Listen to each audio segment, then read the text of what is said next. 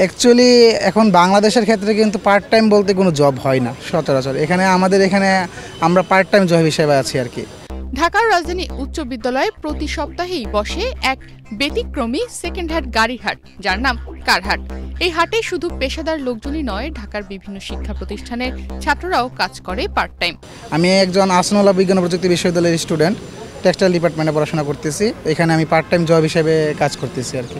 সেই হিসাবে part time job এবং আমি এখানে আমার স্কিল ডেভেলপমেন্ট করতেছি।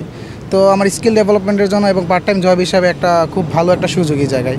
তো আমি খুব আসলে বেনিফিট এই জায়গায় আসি।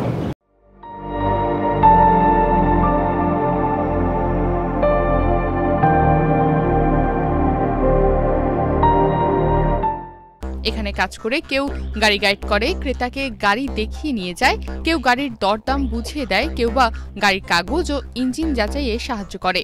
আর এই টাকায় স্বাবলম্বী হতে পারছে ছাত্ররা। কেউ চালাচ্ছে নিজের বইয়ের খরচ, কেউ আবার নীরবেই মা বাবার হাল ধরছে। আমি এখানে 4 বছর যাবত সার্ভিস দিচ্ছি। আমি 4 বছরের সার্ভিসে অলরেডি আমি একটা কাস্টমার পেয়েছি, মানে আমার কাছেই অলরেডি দুইটা গাড়ি কিনেছে।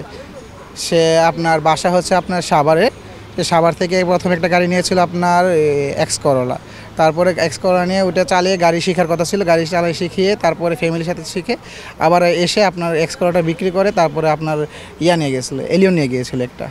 এই কারহাটে কাজ করে যেমন তাদের স্কিল ডেভেলপমেন্ট হচ্ছে, একই সাথে প্রত্যেকটি গাড়ি বিক্রির জন্য সেলাররা আলাদা একটা কমিশনও পাচ্ছে, যা তাদের কাজকে আরো বেশি অনুপ্রেরণা দেয়। হ্যাঁ, আমরাও একটা কমিশন পাই। এটা পার্সেলে একটা কমিশন আছে, কিন্তু এটা ক্রেতাকে দিতে হয় না, যে বিক্রেতা তারাই দিবে।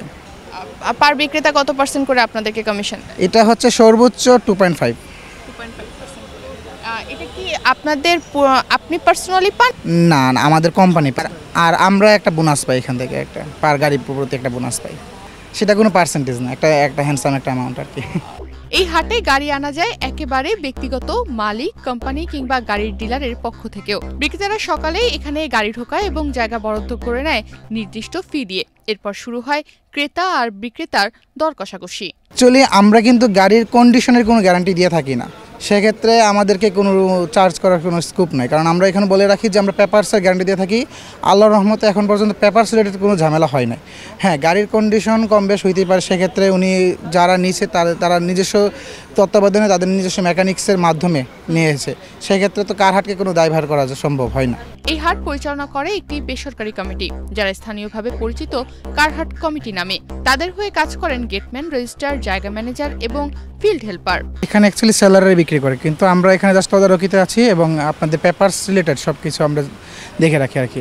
আমাদের কারহাট আপনাদের পেপারসের গাড়ির পেপারসের 100% গ্যারান্টি দিয়ে থাকে আর কি। আপনাদের যেরকম আপনার যে পেপারসে যেরকম কোনো লোন আছে কিনা, কোনো খোলাকাটা আছে কিনা, কোনো মামলা আছে কিনা, সব কিছু আমরা চেক করে থাকি আর কি। এই হাটে গাড়ি ঢোকাতে প্রতিটি মালিককে গুনতে হয় নির্দিষ্ট ফি 700 টাকা। এই টাকায় চলে মাঠ ভাড়া, ব্যবস্থাপনা খরচ আর কর্মীদের বেতন। যেখানে অসংখ্য মানুষ আসে গাড়ি কিনতে। আর গাড়িটা যারা সেল করতে আসে তারা অ্যাকচুয়ালি 700 টাকা দিয়ে এন্ট্রি করবে। আর যারা কিনবে তাদের এক্সট্রা কোনো টাকা দিতে হবে না। যারা কিনবে তারা জাস্ট গাড়ির যে দাম ফিক্সড হবে, দামাদামি করে সেই দাম দিবে। আর হচ্ছে আপনার নাম ট্রান্সফারে যে টাকাটা আসবে সেই টাকাটা দিবে, আর আদার্স কিছু লাগবে না। তবে কারহাট কর্তৃপক্ষ শুধু গাড়ির কাগজপত্র আর দাম দেখে। মূলত তারা মাত্র 700 টাকা সার্ভিস চার্জের বিনিময়ে বিক্রেতা এবং ক্রেতাদের মধ্যকার একটি মাধ্যম হিসেবে কাজ করে। তনিমা রহমান, বাংলাদেশ প্রতিদিন।